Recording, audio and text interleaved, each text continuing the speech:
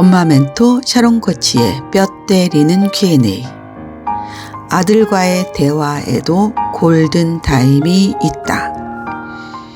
부모 자식 관계도 동성인 경우와 이성인 경우엔 조금 마음가짐의 차이가 생기는 것 같다.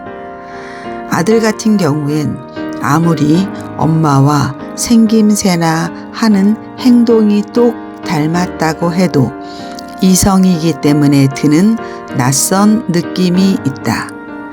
마냥 아기인 줄만 알았는데 대여섯 살만 되어도 엄마를 지켜주겠다고 허풍을 떨기도 한다.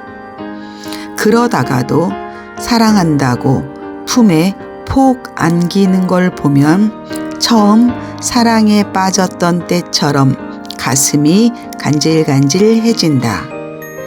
이럴 때 보면 아들은 영락없는 애인이다. 일단은 남자고 귀엽다. 그리고 미숙한 부분이 많아 하나하나 챙길 구석이 많다는 것도 참 사랑스럽다. 물론 여러 번 말하지만 아들과의 허니문은 길지 않다. 그러니 초등학교 입학 전까지는 알콩달콩 연애하는 기분을 마음껏 만끽하면 어떨까? 애인 같은 아들은 참 말이 많다. 온종일 종알종알 떠드는데 처음에는 그 모습을 보는 게 즐겁다가 슬슬 귀찮아질 때도 많다. 그러나 엄마에게 관심을 받고 싶고 한마디라도 더 하고 싶은 게 아들의 심정. 조금만 딴청을 피우면 자기를 봐야지 어딜 보냐며 엄마 얼굴을 잡고 돌리기도 하고 대답이 없으면 엄마 입을 억지로 벌리기까지 한다.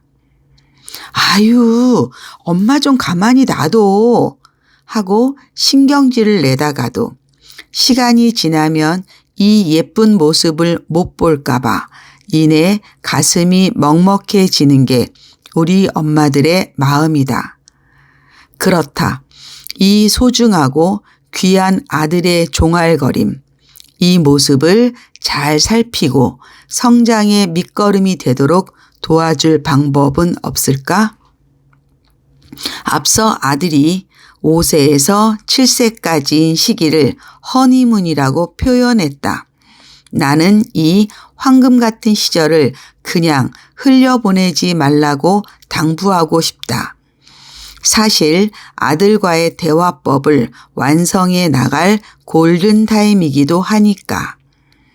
유아기 아이의 말을 경청하는 엄마의 태도, 엄마의 반응과 질문에 따라 우리 아들의 스피치 실력이나 논리력이 결정될 수도 있다는 것을 기억하자.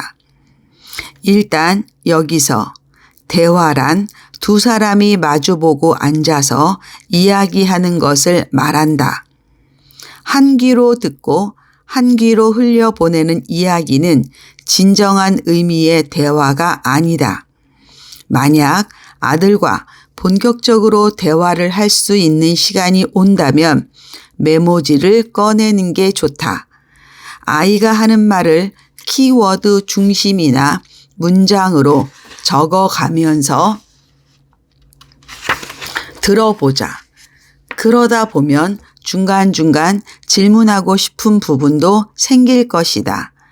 경청과 질문은 내가 너의 말을 잘 듣고 있다는 사인도 되지만 말하는 사람 스스로 자기가 제대로 말하고 있는지 점검해 볼 수 있는 기회도 된다.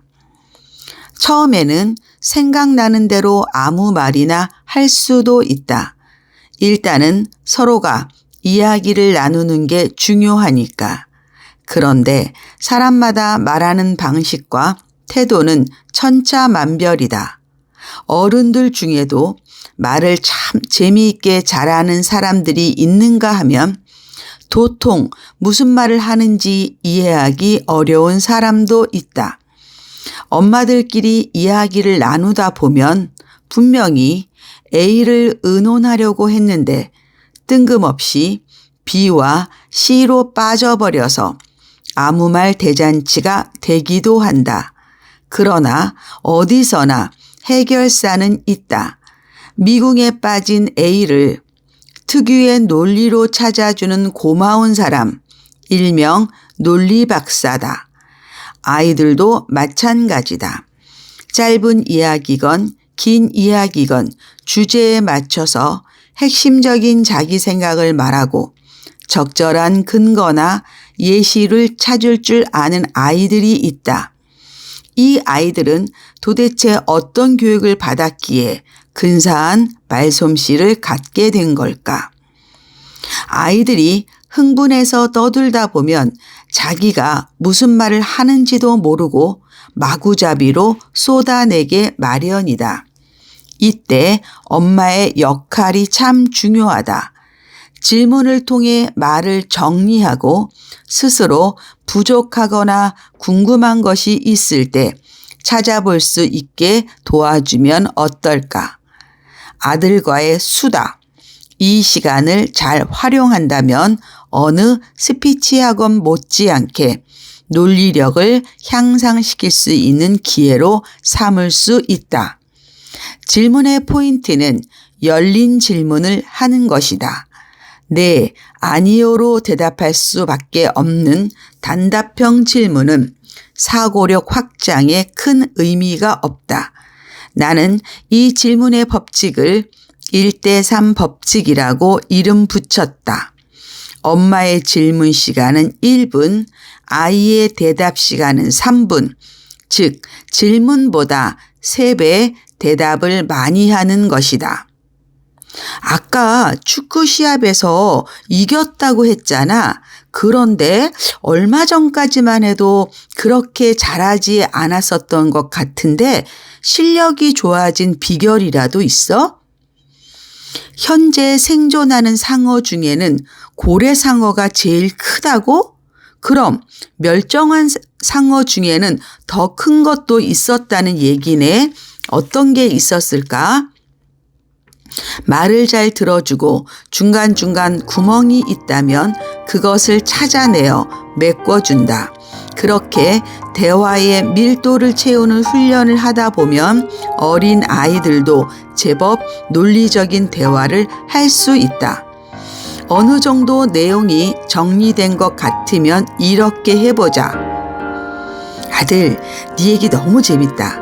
엄마한테 처음부터 다시 얘기해 줄래? 엄마가 눈을 반짝이며 끄덕거린다면 아이는 신이 나서 또 말을 할 것이다. 말을 핵심적으로 잘했다면 크게 칭찬도 해주자.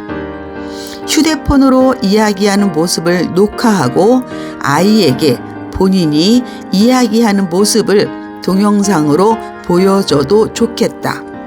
말하는 자세나 특유의 말버릇도 확인하고 교정할 수 있을 것이다. 논리적으로 조곤조곤 자기 생각을 이야기하는 남자는 언제나 매력있다. 우리 아들이라고 못할 것 없지 않겠는가. 이 글은 샤론 코치의 책 20세기 엄마의 21세기 명품 아들 만들기에서 읽어드렸습니다. 아들과의 대화에도 골든타임은 있습니다.